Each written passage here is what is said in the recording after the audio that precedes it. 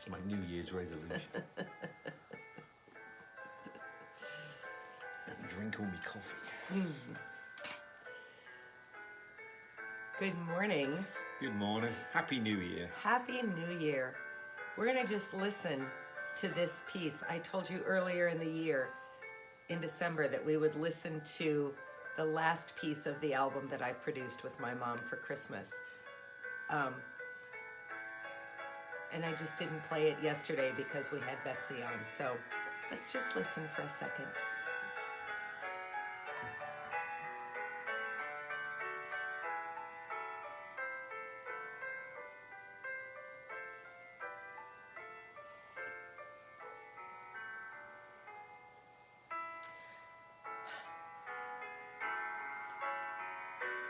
Yeah, so a little Auld Lang Syne. I realize that's for last night, but that's all right. It can spill into this morning since I was in bed hours and hours before midnight. I was up again hours before midnight because of neighborhood fireworks. So I love this combination of God Rest Ye Merry Gentlemen and Auld Lang Syne. It's a perfect way to end this album. And a perfect way to end the year, I guess. So, we're on to 2021. Amazing. So Dr. Mary. Yes. We had a really interesting conversation yesterday. We did when we went for an extended walk. We wore the dog out, took her home, and then went for another walk. And wore ourselves out. I had to take almost a 2-hour nap. We kind of got carried away. But it was such a lovely day yesterday. It was. So we went through some questions. Oh, I love this ending.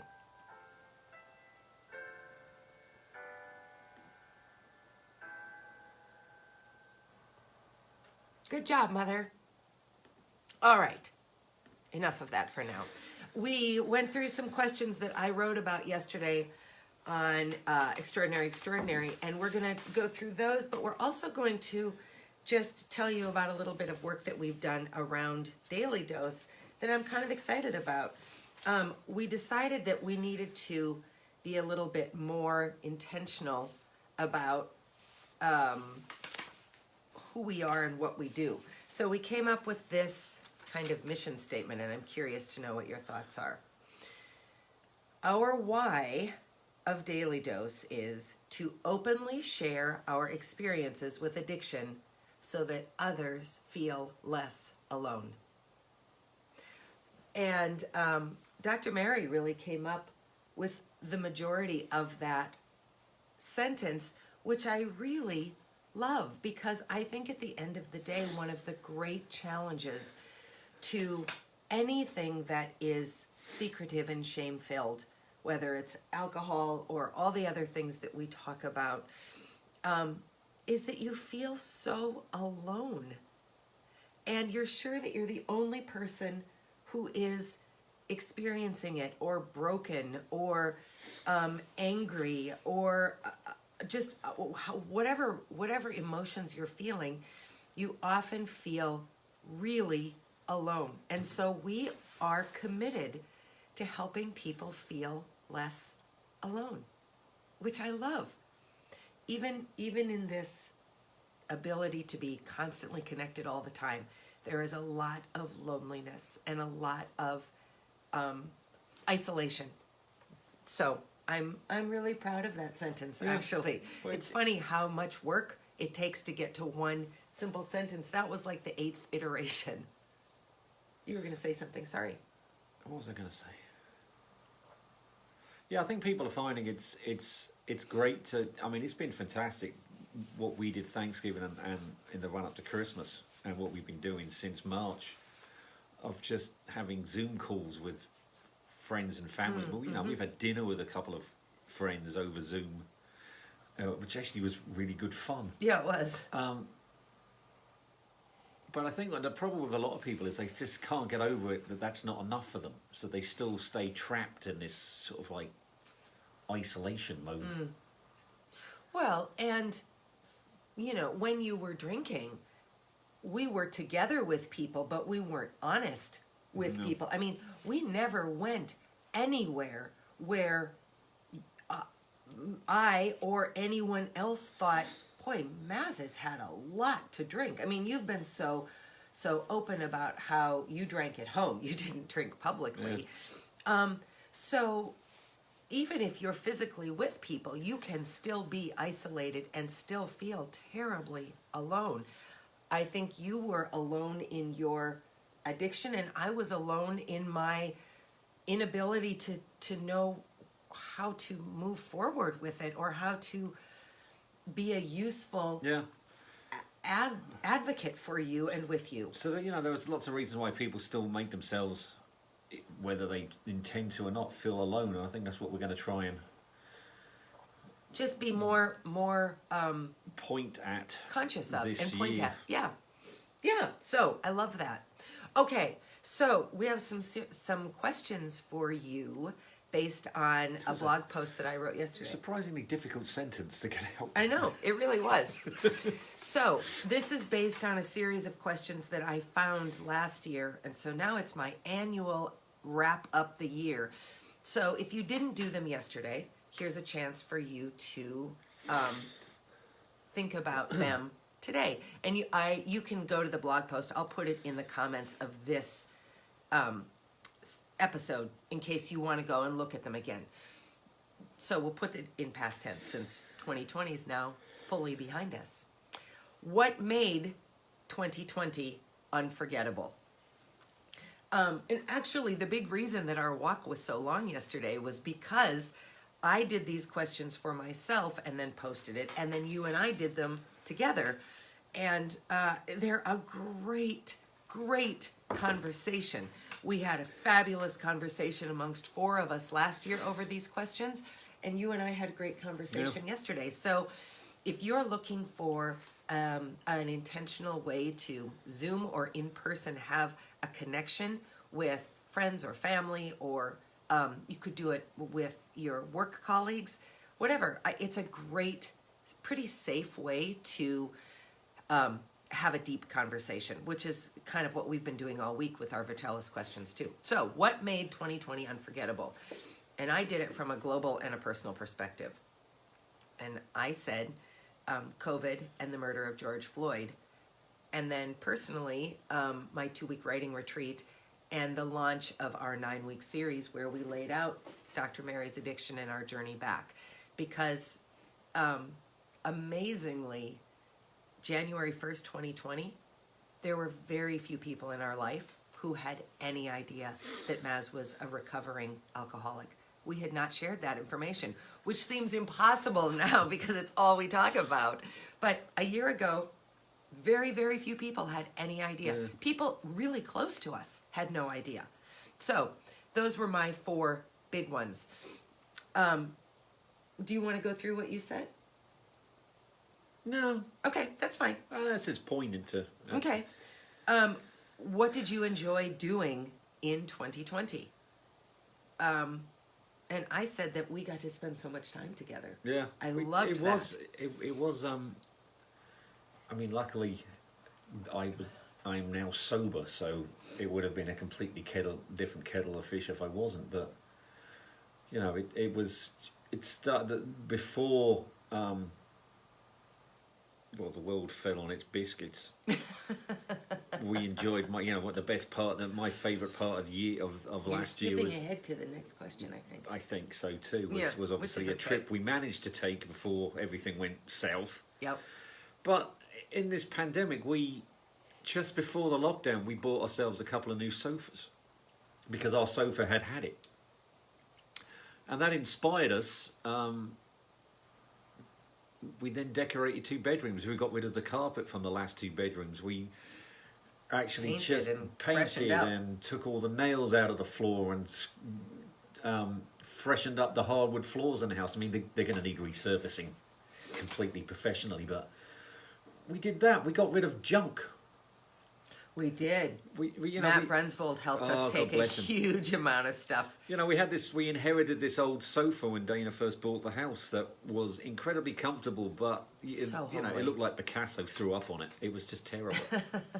And we finally got rid of it. And then we resurfaced, covered, refinished some very comfortable old chairs that meant the world today now, and it just looks spectacular. Yeah.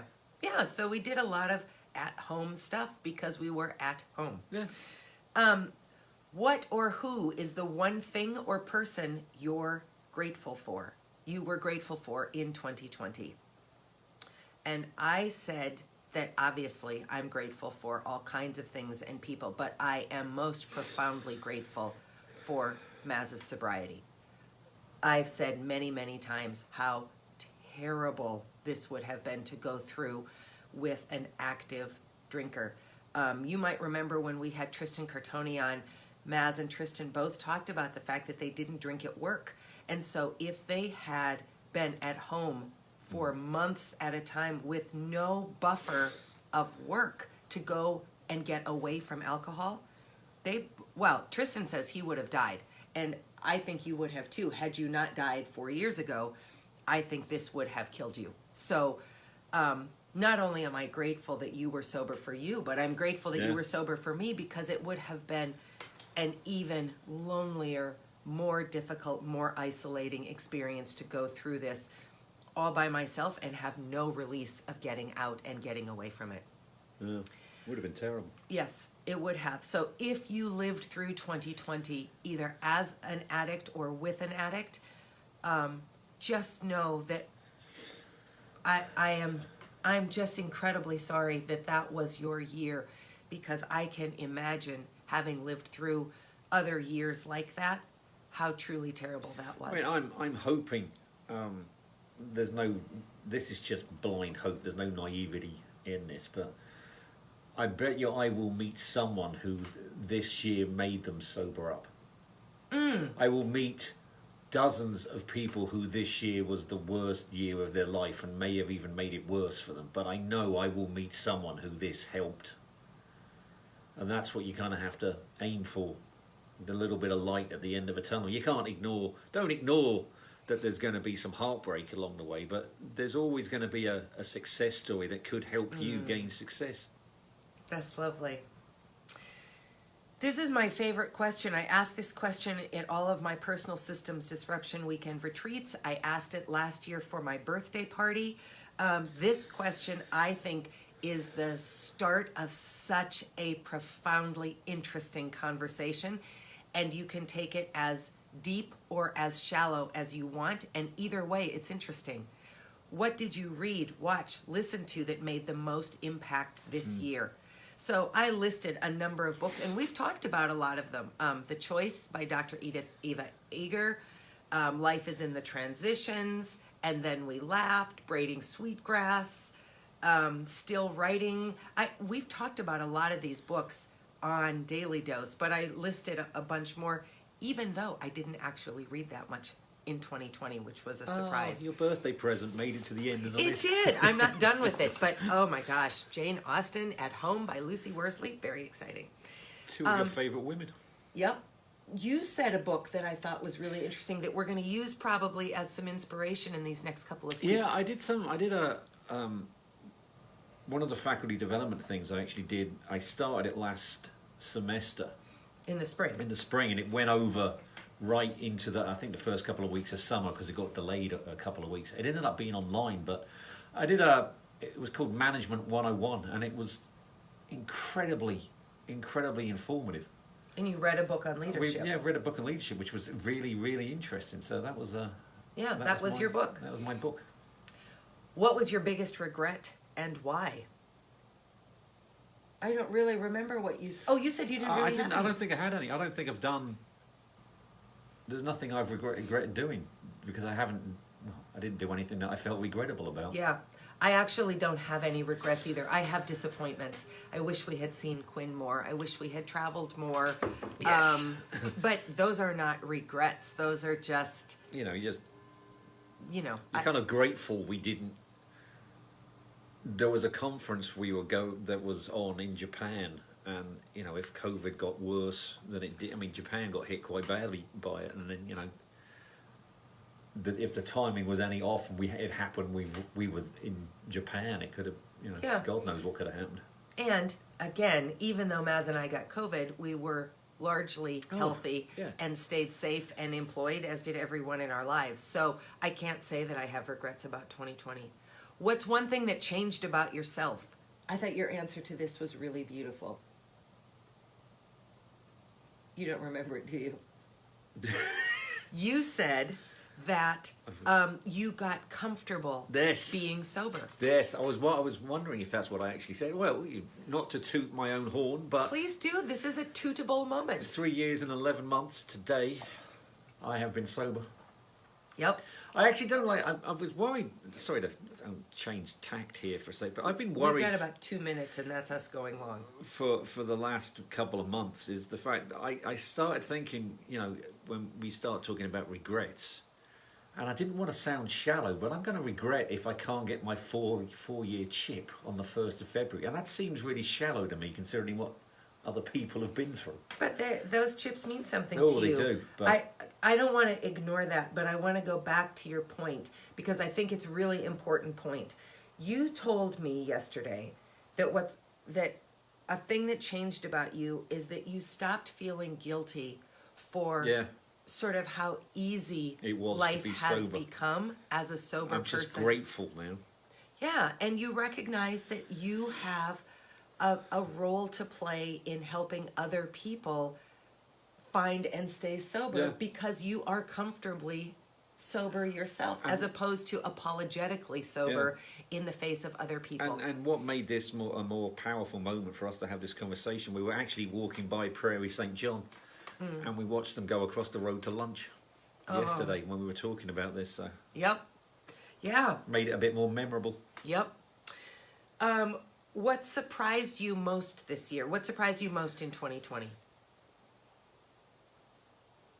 I don't remember what you said to that. I don't remember either. I liked it, though. I just thought it was...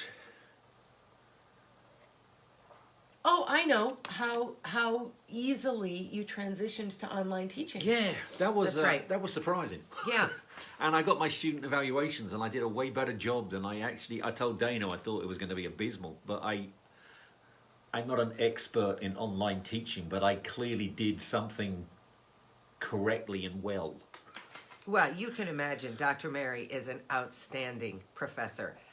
The same way that he approaches this is how he approaches teaching, except he talks a lot more and his PowerPoints have too many words on them. But, those are minor things in the big picture. Dana saw me teach once and afterwards she said, "My God, you move around a lot." Anyway, what surprised me was letting go of long-held habits and embracing uncertainty. Yeah. And then one more question. If you could go back to January 1st, what suggestion would you give yourself going forward? I don't remember what you said I to don't that remember either. what I said either. I didn't say anything like run or anything.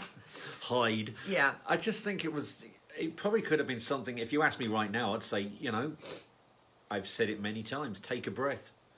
There's an old adage that if you feel like you're walking through hell, keep walking. Just put your head down and walk. Yep.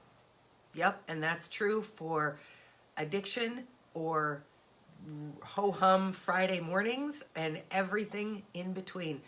We really only can go one direction, and that is forward. So I hope you will take some time to answer those questions for yourself. I'm going to post another blog today with an additional thing to prep for 2021 that I also think has some interesting questions, and we talked through those. But mostly, we wish for you health, joy, and clarity, and less feeling alone. Yeah. You aren't alone. We're here. So have a great first weekend of the new year. One last thing, don't think in 4 days, well, how was this year different to 2020, because that was pretty bad. Give it a chance. That's true. It's the first day of 2021. There's 364 and a quarter of them left. 3/4 of them, really. It's early in the day. Yeah, that's true. So, happy weekend. Welcome to 2021. You made it. We made it. We did. We'll see you on Monday.